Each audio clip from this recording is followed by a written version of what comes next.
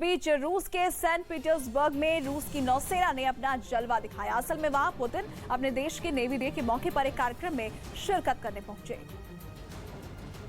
जहां अपने राष्ट्रपति के स्वागत के लिए नौसेना ने तोपों से सलामी दी और फिर पुतिन की मौजूदगी में शुरू हुआ नौसेना दिवस का जश्न, जहां मौजूद जवानों का जोश राष्ट्रपति पुतिन को देखते ही 7वें आसमान पर पहुंच गया। उनके पहुंचते ही नेवी के बैंड दस्ते ने उनका जोरदार स्वागत किया और फिर पुतिन ने अपने जांबाज सैनिकों का हौसला बढ़ाया। इसके बाद नेवी के जवानों ने समंदर में गोलियां बरसाकर दुश्मन को चेतावनी दी। समंदर में उतरने से पहले राष्ट्रपति पुतिन ने अपने नेवी के कमांडर और बाकी अधिकारियों से मुलाकात की। साथ ही कई अहम दस्तावेजों पर साइन कर अपनी सेना की ताकत में इजाफा करने के फैसलों को मंजूरी भी दी। चैनल जो है आपके भरोसे पर उतरने में नंबर वन सच की राह पर चलने में, आपके लिए लड़ने में नंबर वन आपकी आवाज बनने में, जिसके पास है एंकर की टीम नंबर 1, जो है राजनीति के खेल से लेकर खेल की कवरेज में नंबर 1, आज तक को पछाड़ अब है देश का नंबर 1 न्यूज चैनल। तो देखते रहिए न्यूज 18 इंडिया, जिन्होंने बढ़ाया भारत का मान, उनके लिए सबसे बड़ा सम्मान। आधार पूनावाला, NR नारायण मूर्ति, टेसी थॉमस, पंडित हरिप्रसाद चौरसिया, डॉक्टर नरेश त्रेहन, PT उषा, पंकज त्रिपाठी, रजनीकांत, साइना नेहवाल, बछेंद्री पाल, अमृत रत्न। आजादी के 75 साल का जश्न कल दिन भर न्यूज 18 इंडिया पर। लाहौर सफारी चिड़ियाघर से शेरों की संख्या कम हो जाएगी। खबर है कि लाहौर सफारी चिड़ियाघर प्रबंधन अगस्त के पहले सप्ताह में 12 शेरों को बेचेगा, जिनमें 3 शेरनियां हैं। लेकिन एक शेर की कीमत जो रखी गई है उसने सबको चौंका दिया, क्योंकि लाहौर सफारी चिड़ियाघर प्रबंधन एक शेर को 1,50,000 पाकिस्तानी रुपए में बेचने को तैयार है, यानी कि भारतीय रुपए में करीब 50,000 रुपए। जबकि पाकिस्तान में एक भैंस 3,50,000 रुपए से 10 लाख पाकिस्तानी रुपए की मोटी रकम में उपलब्ध है। मतलब भारतीय रुपयों में करीब 1 लाख से 3.5 लाख रुपए था, जो कि एक शेर की तुलना में काफी ज्यादा है। मतलब यह कि पाकिस्तान में शेरों से ज्यादा महंगी भैंस है, और ऐसा कोई पहली बार नहीं जब लाहौर सफारी जू ने शेरों को बेचने का मन बनाया, क्योंकि इस चिड़ियाघर प्रबंधन ने पिछले साल भी 14 शेरों को बेच दिया था। लेकिन तब वजह बताई गई थी जू की सीमित जगह। हालांकि लाहौर सफारी चिड़ियाघर 142 एकड़ जमीन में फैला है और वहां कई जंगली जानवर रहते हैं। बताया जाता है कि इसकी शान शेरों की 40 नस्लों की मौजूदगी है। लाहौर सफारी चिड़ियाघर प्रबंधन अगले महीने की शुरुआत में कुछ अफ्रीकी शेरों को बेचने पर विचार कर रहा है। कहा जा रहा है कि उसके लिए न केवल उन शेरों की देखभाल करना मुश्किल हो रहा है, बल्कि उनके रखरखाव पर बढ़ती लागत ने लाहौर सफारी चिड़ियाघर प्रबंधन को यह फैसला लेने पर मजबूर कर दिया, ताकि शेरों को बेचकर कुछ रकम जुटाई जा सके। फ्रांस के दौरे पर विरोध के बीच सऊदी अरब के क्राउन प्रिंस मोहम्मद बिन सलमान जमाल खशोगी के भाई के बनाए महल में ठहरे।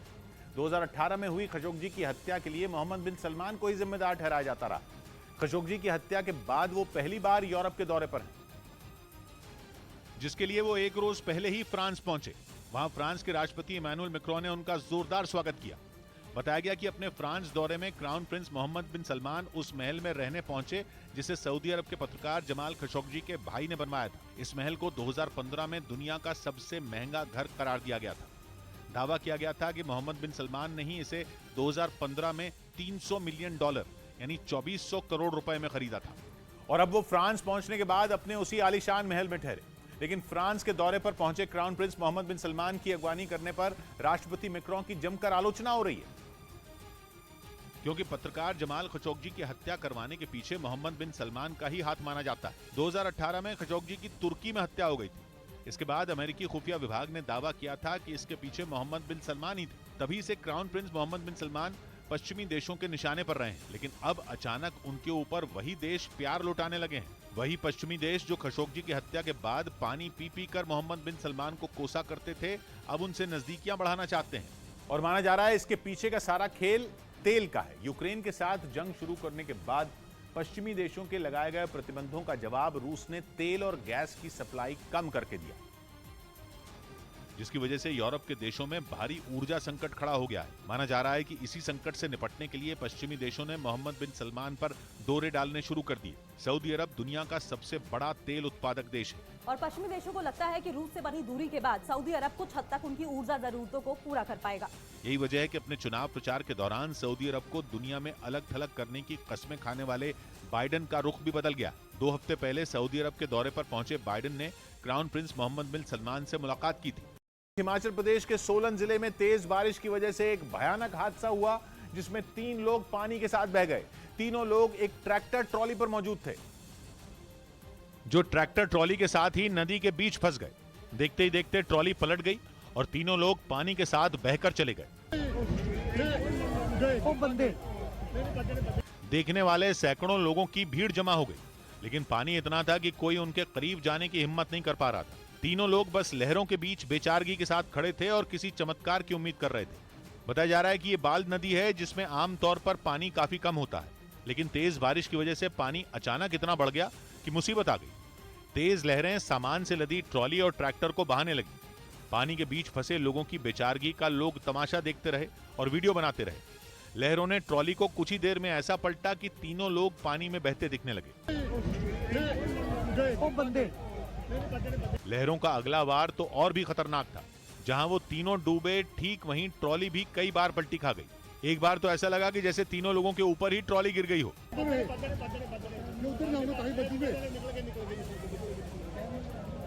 लेकिन थोड़ी देर में तीनों शख्स थोड़ी दूरी पर बहते देखे गए, लेकिन वो इतनी दूर थे कि कैमरे में साफ नहीं दिखे। हालांकि प्रशासन की टीमों ने तीनों की तलाश शुरू कर दी। उधर जम्मू कश्मीर के कई इलाकों में बारिश से बिगड़े हालात को सुधारने की कोशिश तेज कर दी।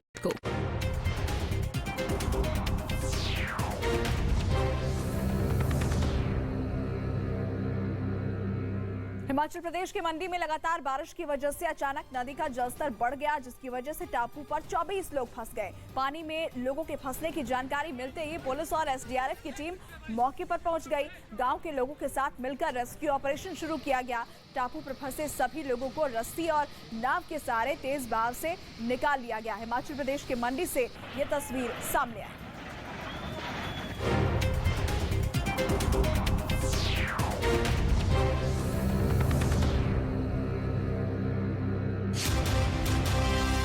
चैनल जो है आपके भरोसे पर उतरने में नंबर 1 सच की राह पर चलने में, आपके लिए लड़ने में नंबर 1 आपकी आवाज बनने में, जिसके पास है एंकर की टीम नंबर 1, जो है राजनीति के खेल से लेकर खेल की कवरेज में नंबर 1, आज तक को पछाड़ अब है देश का नंबर 1 न्यूज चैनल। तो देखते रहिए न्यूज़ 18 इंडिया। सुप्रीम कोर्ट के पूर्व मुख्य न्यायाधीश रंजन गोगोई, करगिल युद्ध में भारत को विजयी बनाने वाले जनरल वीपी मलिक, भारत में पुलिस सुधार के नायक प्रकाश सिंह, पद्म विभूषण और राज्यसभा सांसद सोनल मानसिंह और देश को ओलंपिक स्वर्ण पदक जिताने वाले अभिनव बिंद्रा। टेलीविजन इतिहास की सबसे बड़ी ज्यूरी करेगी फैसला, किन्हें मिलेगा सबसे बड़ा सम्मान। अमृत रत्न, आजादी के 75 साल का जश्न, कल दिन भर न्यूज़ 18 इंडिया पर।